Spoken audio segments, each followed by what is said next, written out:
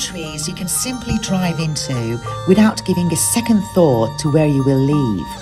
Kosovo isn't quite that simple. If you're planning a road trip through Kosovo, there is always something worth knowing before you plan your route. We entered Kosovo from Albania and we also left Kosovo through Albania, so we didn't encounter any problems and everything was fine. However, Serbia does not recognize Kosovo's independence.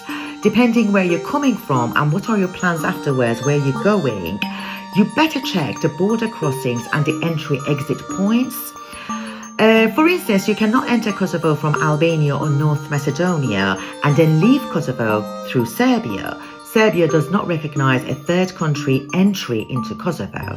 So if you're planning a road trip in the Balkans, which includes Kosovo, it's definitely worth to check the border crossings and the entry-exit points. That can save you a lot of hassle.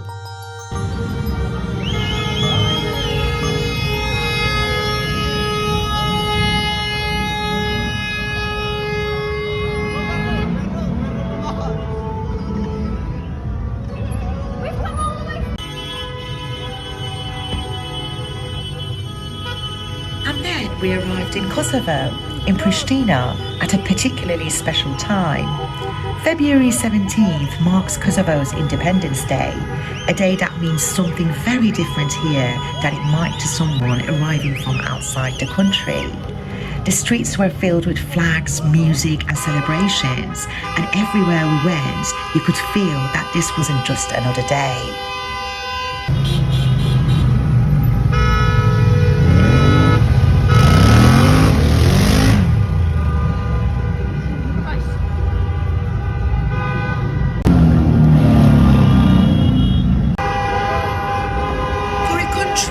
Modern history has been marked by conflict, uncertainty and a long struggle for recognition. Independence Day is a powerful expression of national identity. And what struck me most wasn't just the flags or the celebrations, it was how visible that sense of identity was everywhere we went.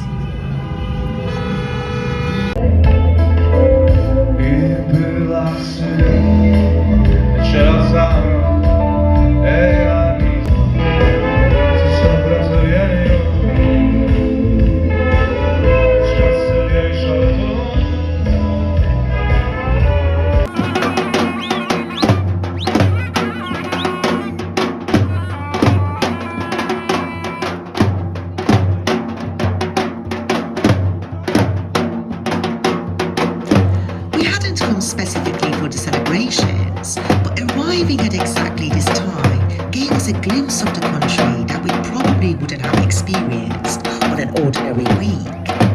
And this was only the beginning of our journey.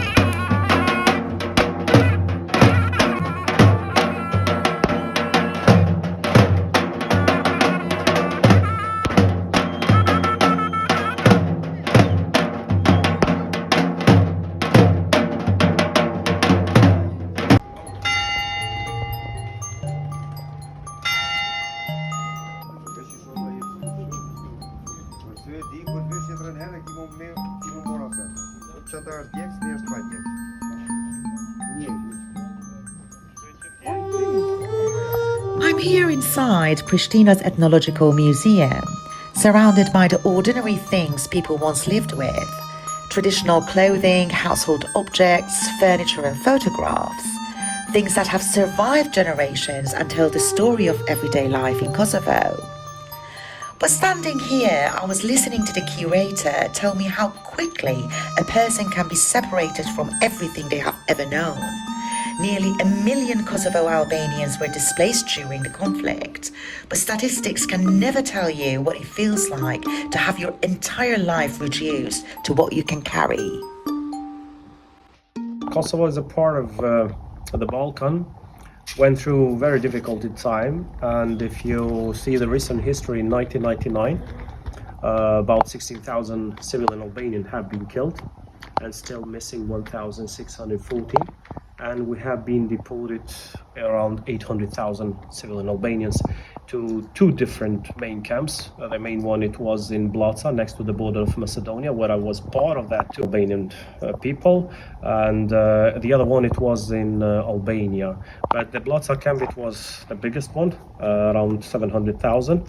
And from this camp, then we have been deported in the other camps in Macedonia or in Albania.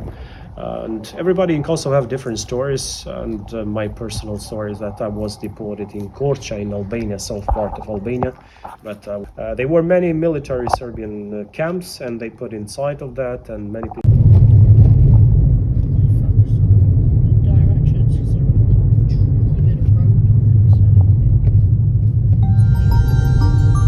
This is awesome! I know I'm going a bit slowly, but this is just stunning. Try to be safe and sorry, because you see the little plaques and the flowers at the side of the road. You know, where they've got a face engraved in the plaque. That's where someone's died. They've obviously come off the road.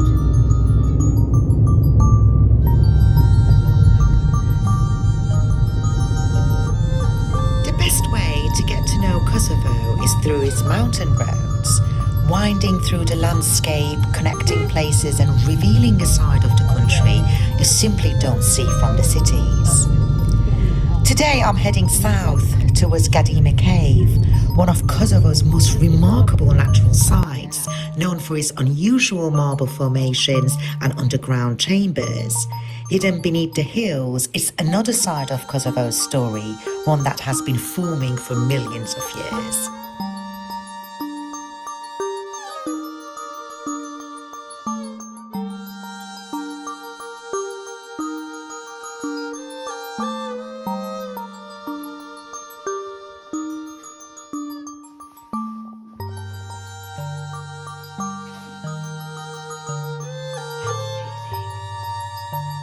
Okay.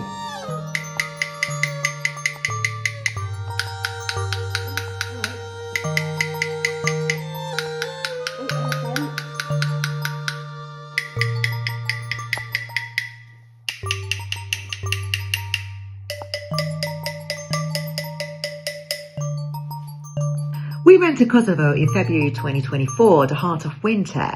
Not many tourists around, no crowds, and I remember the day that we went to the Gadime Cave, they opened the cave specifically for us that day and guided us through. So I remember it as if it was yesterday, because we had to wait a bit for someone to come over. So they literally went and grabbed someone, like, you know, some people have come a long way, they're waiting to see the cave. So they went and grabbed someone and they opened the cave, guided us through it. We had the whole cave to ourselves. I'll never forget that day.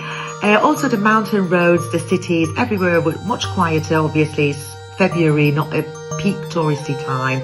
And considering that Kosovo's Independence Day falls in February, and we saw all the street celebrations and everything, made this trip absolutely magical, so memorable, so magical. I think I'll never forget that.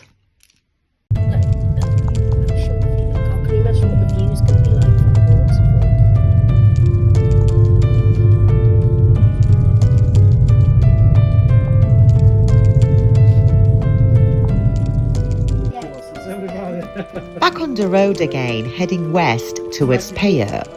And this time I'm going somewhere completely different. We found Astrid, a local collector who spent years building a collection of vintage games, and somehow we came across him on Google. So we're going straight to his house to see what he's got. What I have done also, you see also these strange TVs. You see how they look? And this is the one, but they make like a serial product. And now I will tell you about the other one. This is the same model, but this one is made like a motorcycle helmet of the MotoGP champion Kevin Schwantz. It is the only one in the world, only this exists. One and only. So this, both TVs are from 1970 and they are 54 years old. Look what a design. I call them the TV with a soul, because look what they made, 54 years old. And they are all functional. And this is the radio here, and here is the TV. And I will tell you the story about this TV, because it was very, very difficult for me to get it. After 12 years of search, I found it. And how I found it?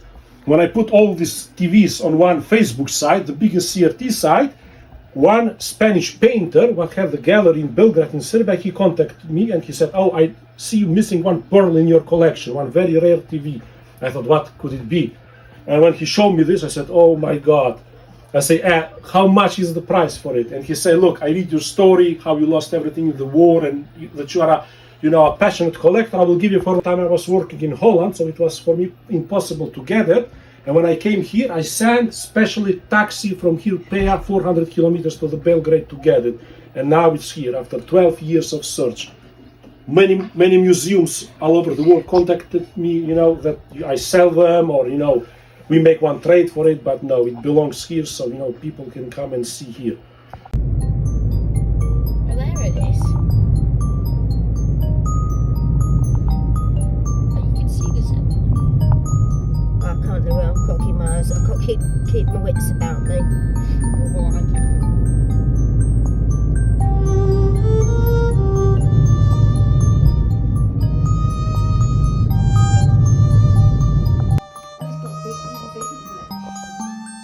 Yes, the singer, famous in German.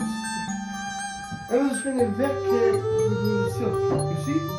Working our mother with the hours here and doing the silk. Well, the guest. This is like I said, the hamamcik. This is a kind of little bathrooms. Yeah. Who just working for washing. And this is a heat system. And look at the ceilings. It's handmade. Working with hand.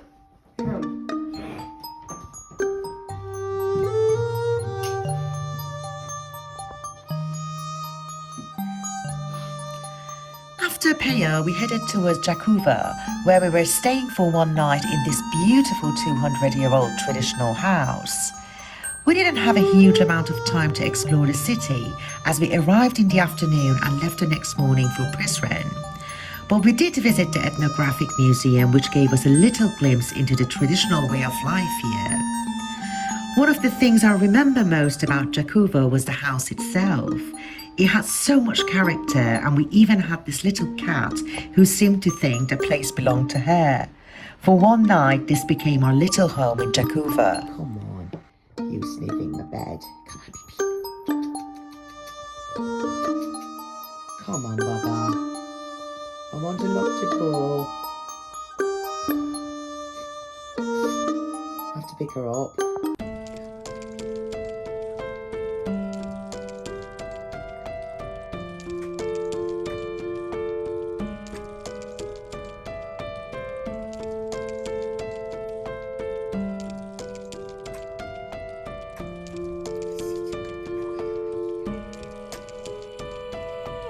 And as our journey through Kosovo came to an end, I think what stayed with me most was how little we really knew about this country before we came.